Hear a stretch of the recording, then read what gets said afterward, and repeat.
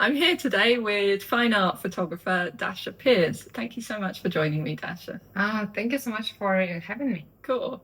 So yeah, we're just going to have a little chat about your photography and your influences and that kind of thing. So can you tell us a little bit about your background? So my background is not from photography at all. I have 3 degrees and none of them are photography. I have degrees in linguistics, marketing, and PR. So photography started as a hobby for me about, I think, like a little more than 15 years ago. And I started with just simple photos of like kittens and flowers and whatnot. And what inspired me to start this was my move into a new city. And my hometown was quite simple, nothing like special about it. But when I moved to St. Petersburg in Russia, it's the cultural capital of the country, and that kind of fed all my senses, and especially the visual one. When I saw so much beauty around me, I really wanted to capture it, and not even the architectural beauty, for example, but some little details that people were passing by and didn't notice, and I really was kind of curious about them for the first time in my life, I think. But yeah, that's how it started. Oh, excellent. Okay. So yeah, so how did you move more into photography then after that? Did you So it's an interesting story because um, I took a course, but that getting to the course took me some time. First, when I bought a camera, I couldn't figure out the all the settings, and I'm not a technical person at all, so that was quite hard for me. And at that time, I had a regular job at an office. I was a marketing manager, and my coworkers, we were kind of like a tight group, and we were friends, and they heard about my hobby, and they were like asking me like, "Hey, photographer, like when will we see your pictures?" And that kind of encouraged me and pushed me a little bit. And when I took the course, that was the only actual photography course that I took. It was just how to use your camera basically to understand what exposure is, what how do you operate and make the background blurry.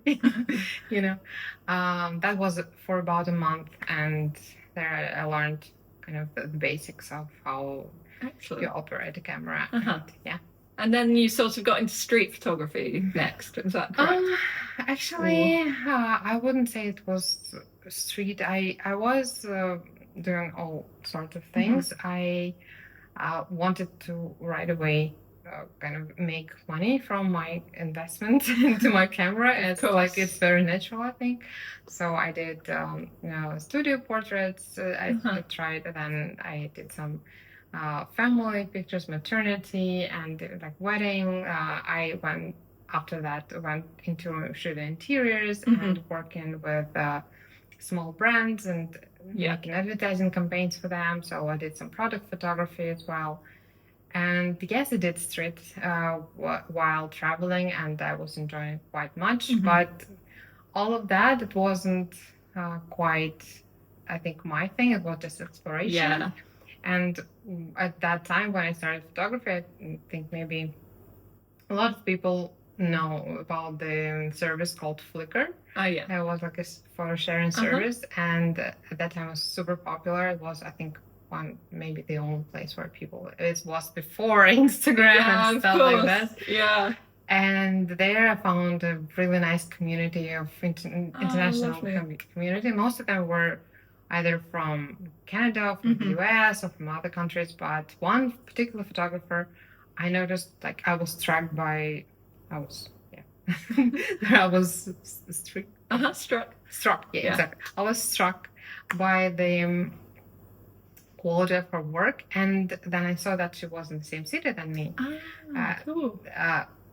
So I kind of wanted to learn more about her, and I saw that she has a workshop, and this is kind of was the beginning of how I leaned into this type of photography. Interesting. Yeah. So I think that's really, really important, especially as for new photographers, that they just kind of take that time to explore loads of different types of photography and really, like you say, get to know your camera and explore what really kind of lights you up and everything. Would you agree? Exactly. So that Yeah. sets a really solid foundation.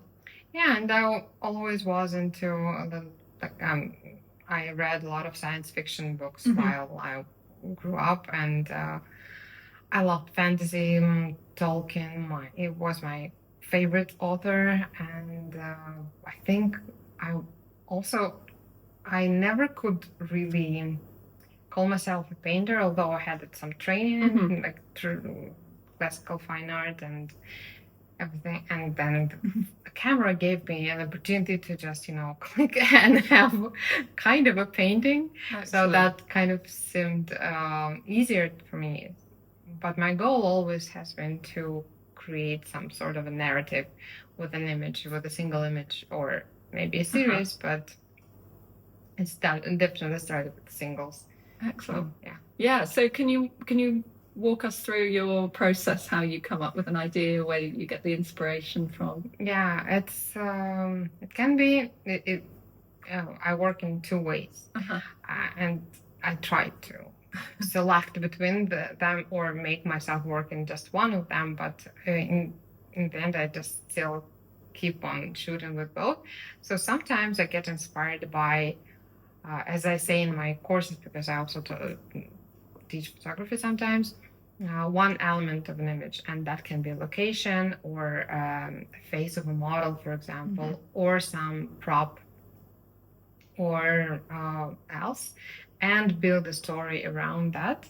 Interesting. And very often when I travel, for example, it comes from locations. I see new, interesting, inspiring places, and I think of, okay, what kind of story could unveil here.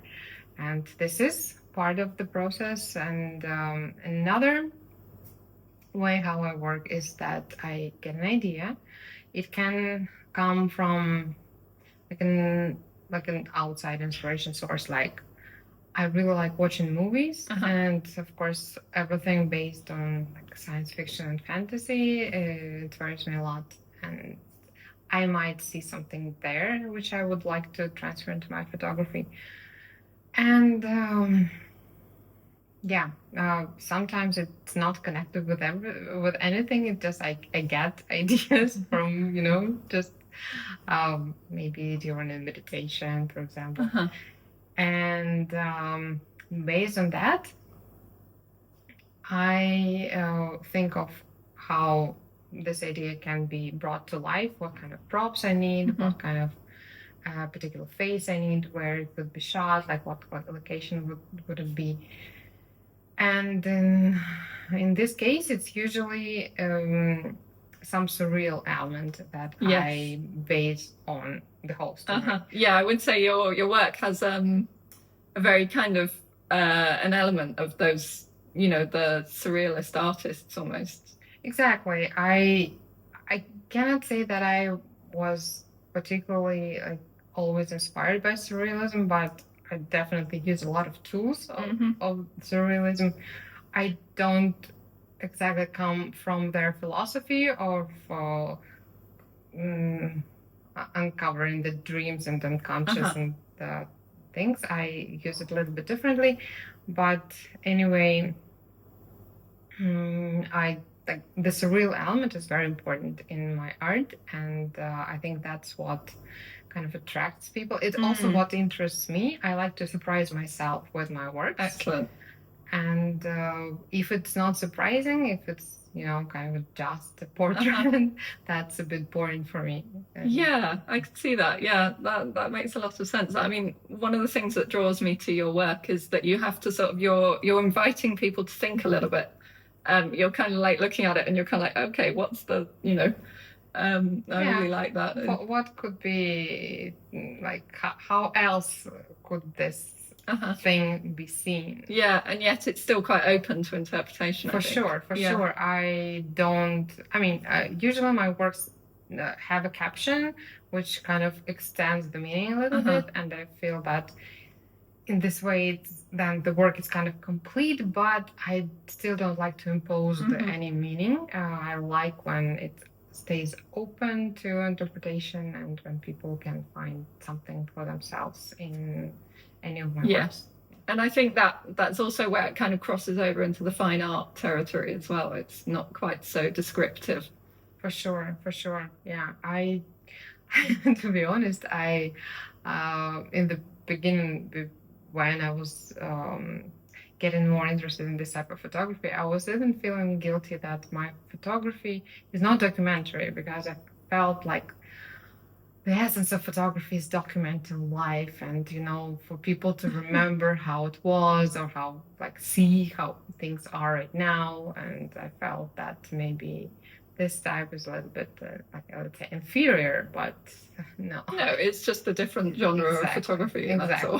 That's all. Yes, for sure. Yeah, I don't think anybody's expecting it to be journalism, right? For sure. It's completely different. It's art. Yes, it's like a camera is a tool and you can use it however you like. It may be for many people started as documentary reality, but then it can also be used in different ways. Exactly. Yeah. So on that subject, how does your approach to post-processing, what's your approach to that? Yeah, I do work a lot on my images in Photoshop. Sometimes, in most cases, I know how I will edit it before the shoot. Yeah. Especially if I come from the surreal element. For example, right now I have kind of an idea. I haven't shot it yet, but I want to shoot with some complex hair construction. Oh, wow. Yes. And I'm trying to understand how I technically can produce it on the head of a model. Wow. So that later on I can, it should feel realistic. Oh, and that's cool. also very important for me. That it looks like it's actually there. Yeah. And so I will start with how I will first make it happen in real life, because we're still photographers, we're connected to real life, and exactly. That's debatable, of course. It's becoming less so, right? yes, it's debatable. There are so many tools that can help you generate everything now, but I still like that to be connected to reality to a certain extent. Yeah. And then I will also see, I will need a shot like that from this position, and maybe then one with the prop, one without the prop, so that later on I can use all of them in editing. Or if it's, in any case, the post-processing part is almost 50% of what I do. It's I use Photoshop as well. I think as my, I don't know, as if a painter would use a palette. So absolutely, yeah. So I was going to ask, so are you working with a hairstylist to actually the interesting part is that in this particular case I will try without a hairstylist, because I think the model has a little bit of skill, but also I have shown my idea to some hairstylists, and they said that they would not be able to do this. Oh, no way. But I'm pretty confident. I mean, I need to try it out. Yeah. I need to test it. But I think that it's possible. Oh, amazing. I can't wait to see that. Of course, I mean, because hairstylists, when they see it, they think about how the model will actually walk with it, or they're thinking like a wedding, right? Where it has to stay up all day, maybe. But I mean, it's like with it's like the clothing and photo shoots. It's like it's all clamped in the back and everything, right? Yeah, and also if it doesn't have to stay up without any support. Maybe I can, because I can remove support. That's true. Yes. Yeah, I hadn't even considered that, but that's so right. It's like a product shoot, right? Exactly. Yes. Oh, that's fascinating. That's amazing. But you do normally collaborate with other, people. It depends. Sometimes, and before, maybe I used to work with bigger teams. Right. Then due to some circumstances, Uh-huh. it can be hard to gather like a whole team Yeah, of for course. a shoot, which is usually not sponsored by anyone. So, in those cases, I try to organize everything myself, and it's just me and the model. Right. I usually don't take self portraits. That's like a whole different genre. Right. But yeah, sometimes it can be a makeup artist and someone if there's a decorator who can help me to create props. Right. Or like my most really cool collaborations came with the stylists when we kind of conceive of an idea with like together, and then I think of how the shot will look like, and then they gather all the props and kind of bring the clothes, wardrobe, because it's very important as well. Yeah, absolutely. Because every detail helps tell that story, really, doesn't it? Yeah, for sure. It's I never, like, before starting photography and this type of photography, I never thought that actually the clothes that you wear tell the story about you. And I think also, like you mentioned movies already as well, but it makes you very aware then how deliberate everything is in the movies as well. It's just like, yeah, it's crazy. Exactly. And especially if the movie is taking you to some other, like, let's say, time or dimension, like world. So it's very, very That's important. amazing. So how do you convey those ideas? How do you get the ideas out of your head into, especially when you're working with other people? That's can be tricky. I do draw sketches. Okay. My sketches are super bad, and I need to explain the You sketches. should see mine. Like, I swear yours are much better, probably. But you know what? What made me feel better about myself? I just recently saw Tim Walker's sketches on Instagram. I was like, yes, no way. Okay, I'm gonna have to look that up. I will share it with you. I was like, yes, I'm not the only one. Yes. So, yeah, and then I need to explain the sketches, and that's actually very good because it makes you think about, like, every tiny details that kind of you think that they're implied, but other people might not understand it this exact way. And it's very important to communicate it very precisely. Yeah. And of course, I make lots and lots of mistakes, but I think I'm like a very future-oriented, anxious person, and I like to think of the ways how I can fuck up. So I just try to predict all the possible scenarios, what can go wrong, and then presumably a lot of that is based on experience, though, as well. Yes. Not just you being anxious. For sure. And that's why. Yeah, I try to be also over prepared. To those. And I think shoots. Sometimes that's what a lot of people forget is actually preparation, and doing that side of it really well actually then guarantees the success of what comes afterwards, right? For sure, yeah. So what kind of time frame is it usually between when you get your idea and when you actually end up with the finished piece normally? On average, I'm sure it varies. On average, it can be quite long, actually. It depends on many circumstances, of course. Right now, actually, this idea, I'm hoping to realize it quite soon. And I got it like a few weeks ago, so not that long of a period. Yeah. So it's not like I get an idea and tomorrow I'm running around searching props.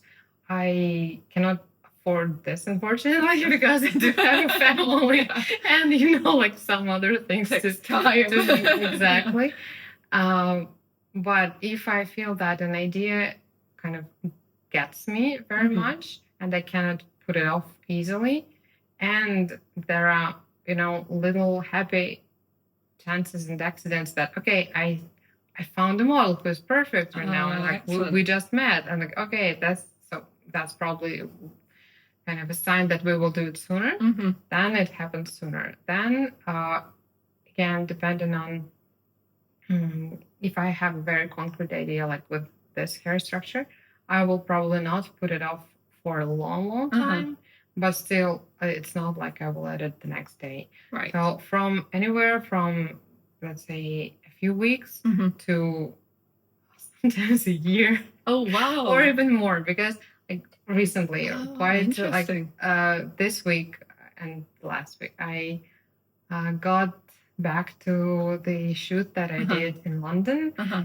in 2023, Wow. and I was that was a shoot inspired by location, and and the model, it was kind of like basically a photo walk. You can Oh we just got together and decided to try something. And when I saw the files after, like immediately after that, I didn't think that, like, nothing came to me. Like, okay, they seemed kind of plain, and I couldn't figure out what I can, like, which twist I could get out of it. Okay. And now I kind of rethought them, and I can now see them with new eyes, sort of. And yeah, I'm inspired to finish them. Oh, that's really nice. Yeah, because it's. Oh, that's interesting. Do you think that giving it that breathing space lets it kind of take on its own kind of path? For sure, because when, like this saying that you cannot enter one river twice, it's the person who shot the images and the person I am right now are completely different people, although it's just 2 years. I mean, it's already a lot.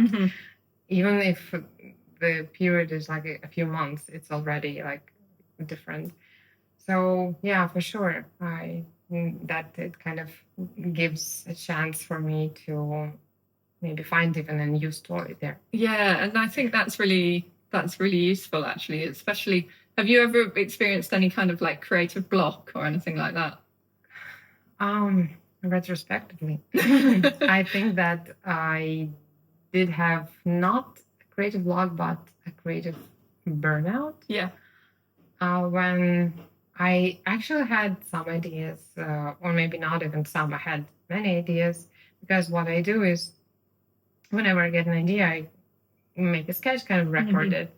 And sometimes, because my schedule is so bad, I put some even words. Okay, so this that is makes how sense. it should be, so that for me myself to understand it later. But I kind of didn't see the point of, like, okay, why another image? It was like, I don't know. And now I feel that is gone, and I'm kind of back and inspired again. Oh, that's good. What do you think? How do you think you broke through that kind of barrier? I have moved. Okay, so literally a different location. Yes, a different location. But that can be, sometimes that can just make all the difference, right? Even if it doesn't have to be as extreme as actually moving house to a different country, right? Yeah, because when you just stay in one place and you feel energetically that something is not flowing, I think that's the sign. I mean, now again, retrospectively, otherwise I was telling myself the story that, hey, you can be happy anywhere. You actually, or if you don't like, let's say, the weather, you can go within and enjoy it. But it just doesn't happen like that, unfortunately, for me. Maybe for other people. Yeah, but I think it's important to know what inspires you creatively and then actively seek that, right? For sure. If you're feeling a little bit stuck. That's really good. Yeah, that's important. And also, like, energy, it can be taken from the sun, from people, from even like just the change of scenery. Absolutely. Yeah, and I think it comes through in the work as well. If you're feeling very newly inspired, I think it really comes through. Exactly. So, yeah. I totally agree. Cool. So can we talk a tiny bit about the fine art aspect of, you've just done a huge sort of collaborative exhibition in Finland with the orchestra, is that correct? Yes. Yeah. Just remind me, can you tell me about that? That was an interesting project that I was a part of. There was a performance of Helsinki Philharmonic Orchestra, and the organizers thought that it would be interesting to add another dimension to it and project my works, or like visuals, but they chose my work to be projected together with the music, so that the music gets like a certain soundtrack, certain visual, and then also my work got a soundtrack Oh, wow. of sorts. So did they compose the music specifically for your work, or how did that work? No, they already had I think it was 3 pieces that they were playing. Okay. And then the challenge was to select the art for that. And again, the organizers thought that my art was very much suitable because it's also so surrealistic, and the music was quite like modern classics. Interesting. So yeah, they thought that it would look quite like interesting together. And then it was also quite a challenge to select which pieces would go well, and like the sequence also was like a whole.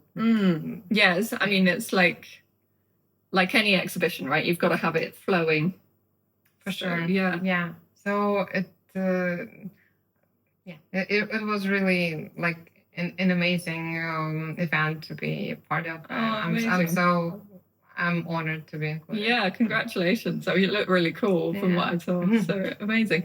So so let's talk about what's the difference. Presumably that was projected digitally. On screen, yeah. Yeah. So, but you also print your work for sure in large sizes, right? Yes. So what's the difference then between the digital and the print kind of process? Yes, it's interesting that you mentioned that, because when I started, I never kind of considered my works to be printed. I never had any experience with analog photography. Right. So my in my mind and my idea of my art was that it should be just digital, but then I discovered kind of the medium of fine art paper, and that of course added like a whole new, let's say, dimension and experience to not experience, but a new way of how my art can be experienced. And so I do print. I prefer large sizes, but I also print in smaller ones. Okay. The paper that I use is super important for me. Right. I prefer it to be matte because it works very well with the soft kind of light that I usually have, and like muted colors. So it's a whole science, I think, in itself to make limited editions and find the right paper, and then to understand how to store it and how to. Yeah, that's a whole other topic, right? Yes, I know for sure. So do you work with galleries at all? Or? I do work with galleries. I sometimes also sell my work directly to collectors. And what I do is I produce pieces which are usually meant for a certain collector, but they usually have a number. I mean, not usually, but always. Yeah. They're limited editions within a number, let's say 4, and all of them are signed, and the number that they also have like an embossing stamp. So. Yeah, that's very cool. Yeah, so it's fully pro. Yes. They have certificates of authenticity, so that it's not just like a poster. Yeah, you're not doing it in your back room. No, it's not like that. So, do you have any advice for, say, there was a photographer that wanted to get more into selling their work as prints? I would first understand maybe how which audience you're targeting, and who the people who are interested in your photography are. That is super important. For me, it was a little bit with trial and error, and that would define your price levels. Okay. Because sometimes you can price your work too low and it will just miss the audience, or the opposite. You Yeah. can price it completely high, and like that's just not gonna work. So, and of course, right now it's super hard to give advice because the market is changing so Of much course. with the so many new visual tools that are Yeah. at disposal of creatives today. So Absolutely. And talking of which, I saw some amazing moving images, I suppose, that you've created Yes. using AI. Is that right? Yes. Yeah. I used AI, and that was completely fascinating. I was just playing and having fun with it. It's an AI tool. You cannot. Unfortunately, I don't get perfect results right Mhm. away or with all of the images that So I there's a lot try. of trial and error, right? Yes. Yeah, because it looks like you just go, oh, but I'm sure it's not. Sometimes it is, but other times it's just, oh my god, it's just not happening, not happening. Oh, wow. So yeah, but what it kind of gave like a whole new, I would say another this word again, I will use it, the dimension to my work because it's now like alive Mhm. and it is more real in a sense, Right. like when it's moving. I'm not sure if I will, like it's gonna be like a new medium that I will use, but Sure. I'm very much having fun exploring it. Yeah. And, like I think that's a really good way to approach the AI because it's very easy for us as photographers to get a bit kind of, oh my God, it's going to steal all our work. But actually, I think using it as a tool and just, like you say, playing with it out of curiosity, seeing what you can create with yeah. it. I also know that many photographers use them AIs to create mood boards or also for sketching, for example, or just find inspiration and things like that. Some people use Pinterest, other people use something that AI suggests. Yeah, and there's so much available now. Can you share which program you used, or? To be honest, do not remember the exact name of the tool, but it is specifically so for many, moving. Yes, we can maybe, I don't know, later. Yeah, we can put it in the like comments. Yes.